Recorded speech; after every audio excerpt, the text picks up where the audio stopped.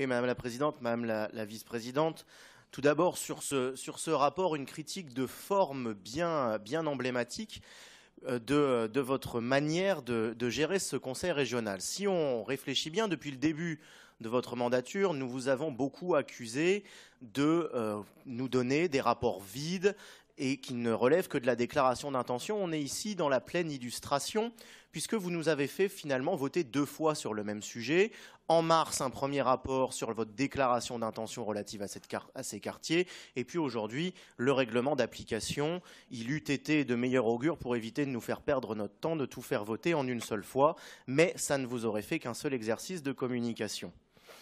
Et puis sur le fond, finalement, revenons à un certain nombre de défauts, à commencer par le jury. J'ai entendu les bancs de la gauche s'inquiéter du fait qu'effectivement, la représentation politique y serait plus qu'aléatoire. Madame Joanneau se satisfait que sur un jury de 8 personnes, il y ait 2 représentants de l'opposition, en tout cas d'une des oppositions, on le sait très bien. Il y a une manière très simple de faire un jury qui représente la diversité de cette Assemblée. Ça se fait déjà dans beaucoup d'organismes extérieurs. Il suffit de prendre un représentant par groupe politique. Et là, vous avez une garantie d'équité par rapport à l'ensemble des électeurs en Île-de-France. Toujours sur le fond de votre rapport, on l'avait déjà largement pressenti, et d'ailleurs critiqué dans votre premier pré-rapport du mois de mars.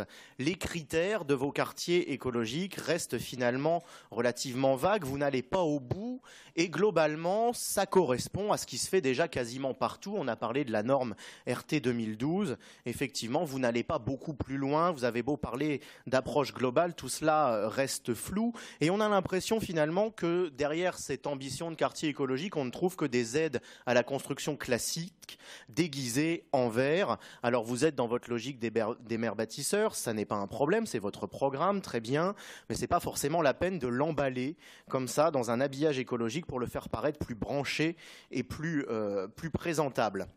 Allez au bout de votre logique, mettez en place des dispositifs réellement innovants et complets comme c'est fait à Malmö, nous en avons parlé. Explorez également les innovations tout à fait étonnantes des entreprises françaises du bâtiment. Nous avions été, je m'en souviens, pendant la campagne électorale avec Valran de Saint-Just au salon Batimat.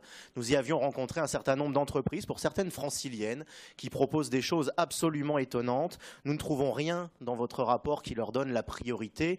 Je gage qu'en ces périodes de difficultés économiques pour nos TPE et particulièrement dans le secteur du bâtiment, encore plus après les récentes inondations, il aurait été bienvenu de mettre en avant les savoir-faire français et franciliens. Moralité, entre la simple aide à la construction déguisée en vert, l'absence habituelle d'ambition dans vos rapports et l'absence dommageable de mention au savoir-faire de notre pays, vous comprendrez que nous ne pourrons que nous abstenir sur votre rapport. Je vous remercie. Merci beaucoup.